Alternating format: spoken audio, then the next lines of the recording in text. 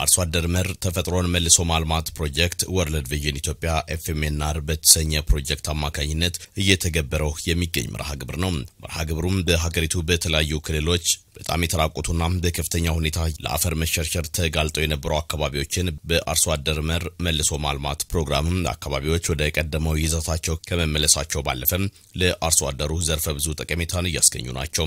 በዚህ ፕሮግራም አማካኝነትም ተራቆተው የነበሩ መሬቶች ወደ ቀደመ ይዘታቸው መመለሳቸውንና በዜጎች ኑሮ ላይም ተጨባጭ ለውጥ መምጣቱን የኤፍኤምኤንአር ሁለተኛው የንቅናቄ መድረክ በተደረገበት ወቅት በወርልድ ቪዥን ኢትዮጵያ የኑሮ ማሻሻያና የሥርዓተ ምግብ ፕሮግራም ኃላፊ ይድነቃቸው ወንዲፍራው ተናግረዋል። መድረኩም በመርሃ ግብሩ የተከናወኑ ተግባራትን አጉልቶ በማሳየት በቀጣይ የተሻለ ለመስራት ምክክር የሚደረግበት ነው። በጣም የተጎዱና የተጎሳቆሉ መሬቶችን እንዲያገግሙ በማድረግ የህብረተሰባችንን በምግብ ራስ እንዲችል እንደ ወርልድ ቪዥን ደግሞ ትልቁ ዓላማችን የልጆችን ህይወት ማሻሻል ስለሆነ የቤተሰብን ህይወት በማሻሻል የልጆችን ህይወት እንዲሻሻል ማድረግ ነው። የልጆች ህይወት ከጤና አንፃር፣ ከተመጣጣነ ምግብ አንፃር፣ ከትምህርት አንፃር እንዲሻሻል ማድረግ ነው ግባችን። በተለይ ደግሞ ላለፉት 2 ዓመታት ከዚህ በፊት የነበረንን ተሞክሮ በሀገር አቀፍ ደረጃ ለማስፋት ትልቅ እንቅስቃሴ ሙቭመንት ጀምረናልና ይሄ ሙቭመንት 2ኛ ዓመቱን ጨርሷል በዚህ ወር።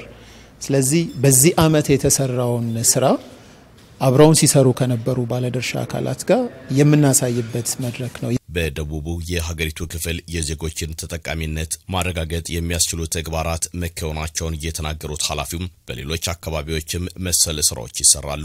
እንደነ ሁምቦና እንደነ ሶዶ ያሉ የካርበን ፕሮጀክቶች ላይ እስካሁን ከ$1 ሚሊዮን በላይ ከካርበን ሽያጭ ማግኘት ችለናል። ይሄም ወደ አርሶ አደሩ የተከፋፈለ ነው። አርሶ አደሩ ከካርበን ሽያጭ የሚያገኘውን ገንዘብ አካባቢውን በመጠበቅ የሚያገኘውን ገንዘብ ወፍጮ ቤት እያደረገ የእህል መጋዘን እየገነባ በብድርና ቁጠባ መልክ ለማህበር አባላቶቹ እየሰጠ ከፍተኛ ደረጃ ተጠቃሚ የሆነ ነው። ይሄንንም ስራ እያሰፋ ነው።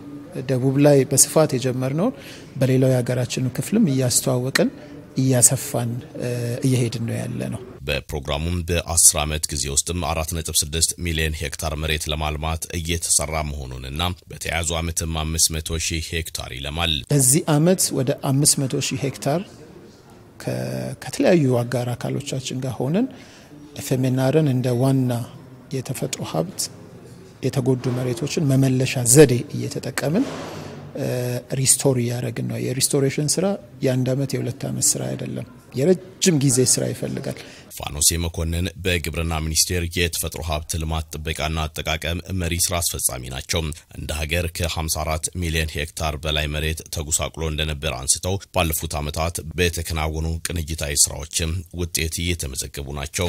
ከ54 ሚሊዮን ሄክታር በላይ የተጎሳቆለ መሬት ነበረን ማለት ነው። ይህንን እንግዲህ መንግስት የአጋር አካላት ህብረተሰቡ በተቀናጀ ርብርብ እንግዲህ ይሄንን የመቀልበስ ስራ እየተሰራ ይገኛል።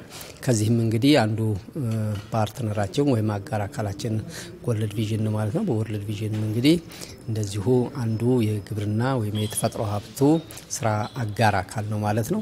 እስካሁን በተሄዱት ሂደቶች እንግዲህ ይሄን ስራ ለመስራት ከ24 ቢሊዮን ዩኤስዲ በላይ ለዚህ ስራ የወጣበት ሁኔታ አለ ማለት ነው።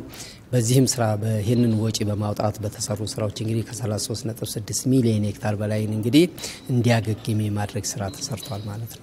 በደቡብ ኢትዮጵያ ክልል በአርሶ አደር መር ተፈጥሮን መልሶ እንዲያገግም በተሰሩ ስራዎችም ውጤት እንደተመዘገበ የገለጹት ደግሞ የክልሉ ደን አካባቢ ጥበቃና ልማት ቢሮ ኃላፊ አቶ ግዛቴ ግጅ ተናግረዋል። መሬት ውስጥ ያለውን የዘር ባንክ እንዴት ባለ መልኩ መጠቀም አለብን የሚል ሐሳብ ያለው ላለፉት 1 ዓመታት ከወርልድ ቪዥን ጋር በመሆን በክልላችን በርካታ የሚታዩ ስራዎች ተሰርቷል ብለን ነው ምናምነው። በክልላችን ባሉ በ12ቱም ዞኖች በርካታ ውጤቶችን አምጥተናል። ከውጤቶቹ የጠፉ ነገሮች እየተመለሱ ያጣናቸው ነገሮች ወደ ማግኘት እየሄድን ያለንበትን ሁኔታ በተጨባጭ ያየነውን ለውጥ ነው ብለን ነው የምንወስደው። በተዘጋጀው የምክክር መርሃ ግብር ከሁሉም የሀገሪቱ ክልሎች የተውጣጡ ባለድርሻ አካላትና ረጂ ድርጅቶች የተገኙ ሲሆን ቀጣይ በዘርፉ በሚከወኑ ተግባራት ዙሪያ ምክክር ተደርጎበታል።